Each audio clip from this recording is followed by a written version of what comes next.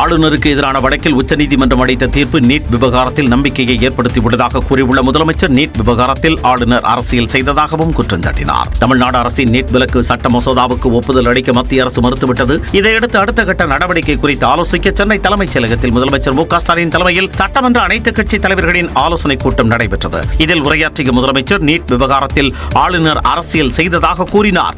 இந்த சட்ட முன்வடிவை உடனடியாக ஆளுநர் குடியரசுத் தலைவருக்கு அனுப்பி வச்சிருக்கணும். ஆனால் அவர் தன்னோட அரசியல் சட்ட கடமை செய்யாமல் அரசியல் செய்ய ஆரம்பித்தார் என்பதை வேதனையோடு பதிவு செய்கிறேன். ஆனால் நாமும் சளைக்காம அந்த சட்டத்துக்கு ஒப்புதல் பெற கடுமையாக போராடணும். தொடர்ந்து பேசிய முதலமைச்சர் நீட் ஒன்றும் விலக்க முடியாத தேர்வு அல்ல என்றார். மாநில அரசுகளால் தொடங்கப்படக்கூடிய மருத்துவக் கல்லூரிகளில் எப்படி அந்த மாநில மாணவர்களை சேர்க்கணும் என்பது குறித்து முடிவு செய்யக்கூடிய உரிமையை மாநில அரசுகளிலிருந்து ஒன்றிய அரசு பறிச்சிடுச்சு. நுழைவுத் தேர்வுக்கான சிறப்பு பயிற்சிகளை பெறுவதற்கான வசதி வாய்ப்பு இருக்க மாணவர்களுக்கு மட்டுமே சாதகமாக இருக்கிறது தான் நீட் தேர்வோட மாபெரும் அநீதி.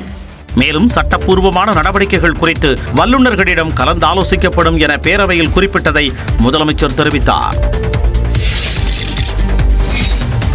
நீட் விலக்கு விவகாரத்தில் தேவைப்பட்டால் உச்சநீதிமன்றத்தை மீண்டும் நாடுவோம் என அனைத்துக் கட்சி கூட்டத்தில் தீர்மானம் நிறைவேற்றப்பட்டது. அனைத்துக் கட்சி கூட்டத்தில் நீட் விலக்கு தொடர்பான தீர்மானத்தை துணை முதலமைச்சர் உதயநிதி ஸ்டாலின் முன்மொழிந்தார். மருத்துவக் கல்லூரி மாணவர் சேர்க்கை முறையில் தமிழ்நாட்டிற்கு நீட் தேர்வு முறையிலிருந்து விலக்கு அளிப்பதற்காக தமிழ்நாடு சட்டமன்ற பேரவை நிறைவேற்றிய சட்ட முன்வடிவிற்கு மாண்புமிகு குடியரசுத் தலைவர் அவர்கள் ஒப்புதல் தர மறுத்துள்ள நிலையில் இந்த விலக்கை பெறுவதற்காக தமிழ்நாடு அரசு தொடர்ந்து சட்ட போராட்டத்தை நடத்த வேண்டும் என்று இந்த அனைத்து கட்சி கூட்டம் ஒருமனதாக தீர்மானிக்கின்றது. மேலும் நீட் தேர்வு முறையை எதிர்த்து தமிழ்நாடு அரசால் உச்சநீதிமன்றத்தில் தொடுத்துள்ள வழக்கினை தீவிரமாக முன்னெடுத்துச் செல்வது என்றும் தீர்மானிக்கப்பட்டது.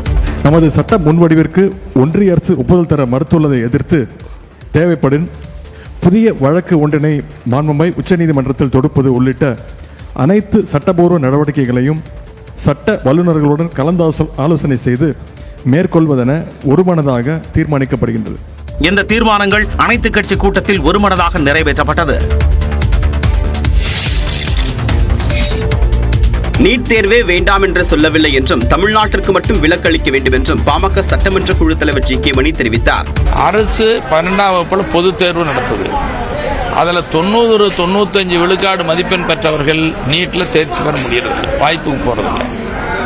அப்ப 12ஆம் வகுப்புல வெறும் 25-30 விழுக்காடு மதிப்பெண் பெற்றவர்கள் அங்கே நீட்ல தேர்ச்சி பெறாங்க. இது என்ன தகுதி இருக்குது?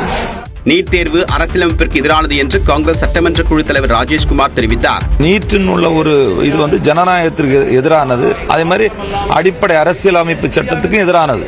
அந்த மாதிரியான ஒரு நீட் தேர்வு தமிழகத்திற்கு வேண்டாம்னு சொல்லி ஆளுநருக்கு எதிரான வழக்கில் வென்றதை போன்று நீட் விலக்கு கோரக்கூடிய வழக்கிலும் வெற்றி பெற முடியும் என்று தலித் ராமச்சந்திரன் நம்பிக்கை தெரிவித்தார். நீட் தேர்வினால் பாதிக்கப்படுகின்ற மாநில முதலமைச்சர்கள், அரசியல் கட்சிகளை மாண்புமிகு தமிழ்நாடு முதலமைச்சர் தலைமையிலே ஒன்றிணைக்கப்பட வேண்டும். அதே போல நீட்டுக்கான ஜனநாயக போராட்டத்தை முன்னெடுக்க வேண்டும். சட்ட வல்லுநர்களை சந்தித்து இதிலிருந்து விலக்கு பெறுவதற்கான நடவடிக்கைகளை தமிழக முதலமைச்சர் எடுக்க வேண்டும் என்ற கருத்தை இந்திய கம்யூனிஸ்ட் கட்சியின் சார்பில் நாங்கள் சொல்லியிருக்கிறோம். எய்ம்ஸ், ஜிப்பர் ஆகிய கல்வி நிறுவனங்களுக்கு நீட்டிலிருந்து விலக்கு அளிக்கப்பட்டதை போன்று தமிழ்நாட்டிற்கும் விலக்கு பெற முடியும் என்று சட்டமன்ற கட்சி தலைவர்கள் கூறினர்.